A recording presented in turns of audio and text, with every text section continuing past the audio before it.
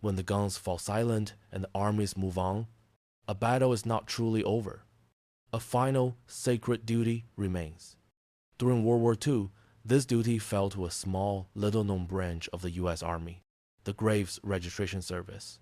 They were not combat soldiers. They were accountants of the lost. Their job was to walk through the haunting aftermath of battle, to find every fallen soldier, and to ensure that no man's story ended as an unknown name in a foreign field. This is a letter from one of those men, written from the darkness of what the soldiers called the Green Hell, Germany's Hürtgen Forest. The 28th of November, 1944.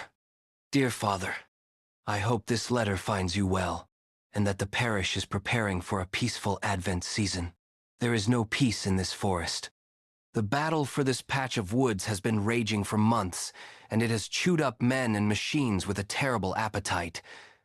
Now that the front has pushed forward a few miles, our work begins. You, a minister, spend your life wrestling with the mysteries of the soul. My job, I've come to realize, is to care for the vessel after the soul has departed. Our work is slow and methodical. We move in teams through the shattered trees. The forest itself feels wounded. The pines are splintered and blackened, the ground a frozen churn of mud and shell craters. It is a place of profound, unnatural silence. We carry maps marking the location of each fallen soldier we find. We are not supposed to get emotional. We are supposed to be professional, clinical. Record the location, the unit if possible, recover their personal effects, and prepare them for transport. But professionalism is a thin shield against this kind of sorrow, Dad. The personal effects are the hardest part.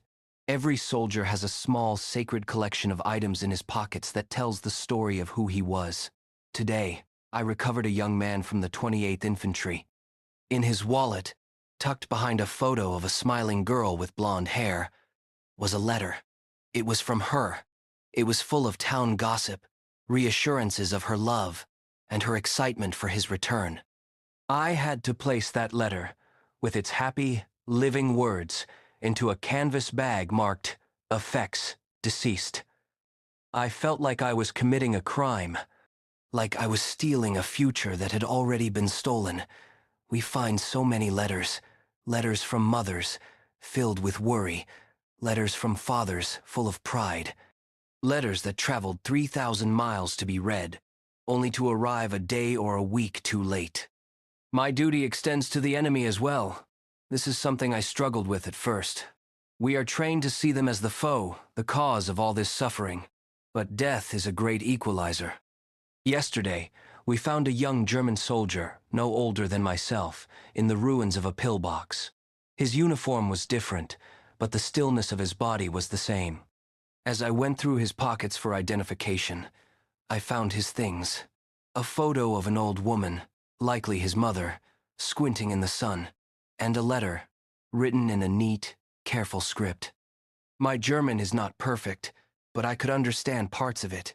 It was from his sister. She wrote about their dog, about how much she missed hearing him play the harmonica. She told him to be safe and to come home soon. And in that moment, the uniform he was wearing, the country he fought for, it all just melted away. He wasn't the enemy. He was a boy with a sister and a dog who liked to play the harmonica. He was just like our boys. His mother's heart will break in the same way our mother's hearts break.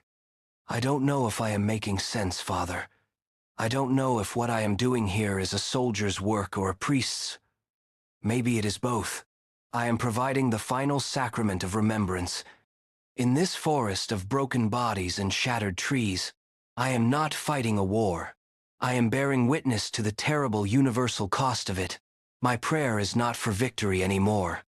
It is for the strength to continue this work with the dignity and respect that every one of these fallen sons, on both sides, deserves. To ensure that every story, no matter how small, is given a final, quiet resting place. Your loving son, James. The Battle of the Hürtgen Forest would cost the U.S. Army over 33,000 casualties. For every one of them, there were men like Private James Miller who followed in the wake of the battle to perform their silent, somber duty. The Grave Registration Service worked tirelessly throughout the war, often under horrific conditions, to identify and honor the fallen. The letters from these men are a rare glimpse into the sacred, heartbreaking aftermath of war. They remind us that long after the last shot is fired, the true cause of conflict is measured in the stories that are left behind, and that the final act of humanity is to ensure those stories are never forgotten.